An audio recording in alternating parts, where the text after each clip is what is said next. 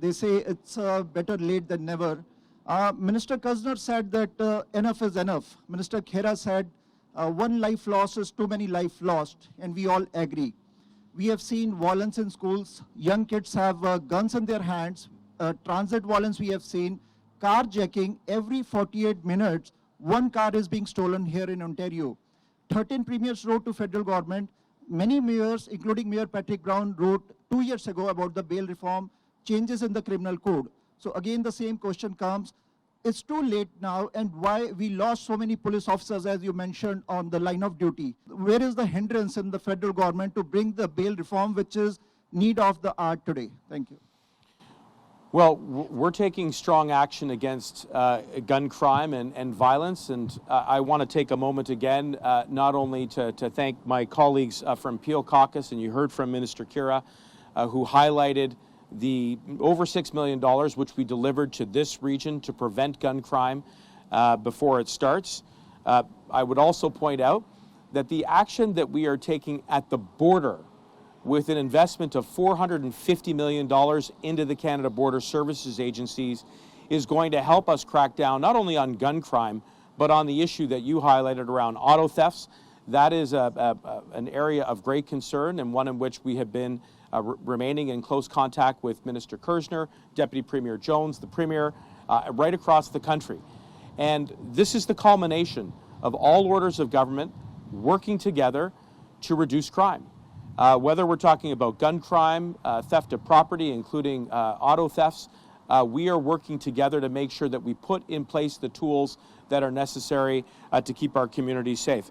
And then finally, on the question of bail reform, you've heard me say very clearly that we will be moving forward with a legislative package in the very short term, because I agree we do need to put a focus on repeat violent offenders, and that is something that we hope to have more to say about in the very short term.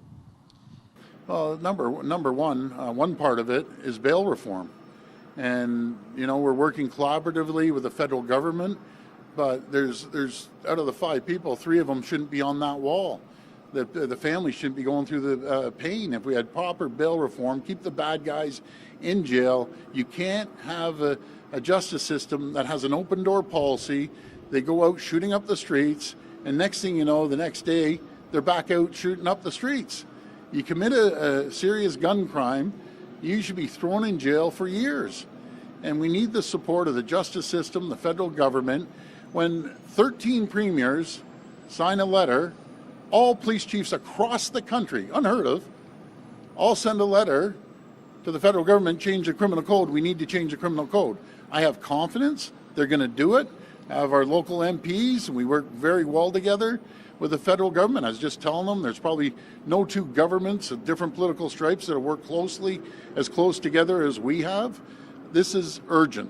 We can't wait until the next session. We need to act immediately. Absolutely immediately, because we can't have our police officers losing their lives, being ambushed, and literally ambushed. It's unacceptable. Is the substantial investment that we're making in bail enforcement and prosecutorial capabilities. This is very important. There's been no premier in our history that went to the other premiers and territorial leaders in 24 hours, got them to sign one letter, penning each signature on a letter calling on the federal government to act and enact, meaningful bail reform. I'm going to be meeting Minister Mendicino on Monday, and I can tell you, every time I speak to him, I say the same thing. This is very important to the security of Ontario and to Canada. And I said to him, you've got to do something at the border. We have to stop the illegal guns from coming into our country, and particularly Ontario. So when it comes to a full court press, Premier Ford is leading us forward, and I am 100% behind him, as is our caucus. There is nothing more important than our public safety, and we will get it done. We will continue to advocate each and every day to Minister Mendicino, to Minister Lametti, and to the federal government. We need bail reform now. A safe Ontario is a strong Ontario, and enough is enough. The status quo is not working. Across Canada, people are not feeling safe in their communities, on transit, and going about their daily lives. And this is unacceptable. And anyone else who's thinking about stealing a car, our message to you is clear. We're putting you on notice. We're putting you out of business.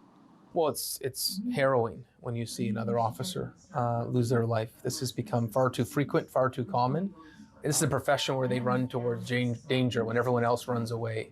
So my heart goes out to the family of the fallen officer. And we need to make sure we have the tools to support public safety. Bail reform is one of them. There are many holes in our justice system. The fact that it's so easy to steal cars out of the Port of Montreal is another massive hole in our justice system. They need to be addressed. Minister, we have seen that many criminals, they came to Canada, and we have a list also that they had FIRs against them. They entered Canada either on a study visa or on a visitor visa, and they are residing here. There is a list of those people. They had a criminal background back home in their countries. They came here, got their PR, and is that not a threat to our country to keep Canada safe? Why can't government catch them and deport them? Because they already came with the fake papers. There is a long list of those criminals hiding here in Canada, having a safe haven, because international media project Canada as a safe haven for these criminals. Why can't we deport them urgently? Thank you. We have a very strong and progressive immigration system that ensures that people are screened for things like significant criminal backgrounds before they are granted status here. We have to continue to be vigilant about how it is that we do that screening. I would point to the fact that this is work that I do in close collaboration with Minister Fraser, Minister Joly. But I also want to highlight that immigration is the bedrock of this country. And I'm the son of an immigrant family. The people that I am standing with here on this terrace, and indeed the vast majority of Canadians relate to immigration because it's who we are. And I will tell you that in my many travels, that every time I talk to a newcomer, they want to give back. And that is at the very core, that is at the very heart of who we are as Canadians. And this is not just about doing the right thing, it's about doing the smart thing. Immigration helps to address many of the labor shortages that we have in our economy. Immigration creates jobs. There are significant labor shortages in some of the most essential sectors, including in the healthcare sector. And it is newcomers who are helping to fill those shortages so that Canadians get the essential health care that they need. It is newcomers who are going to help us do the laboring and skills that are necessary to build more housing right across the country. That's why immigration is important, but I assure you that we work very closely to protect the integrity and the strength of that immigration so we continue to chart out a course that will drive prosperity and growth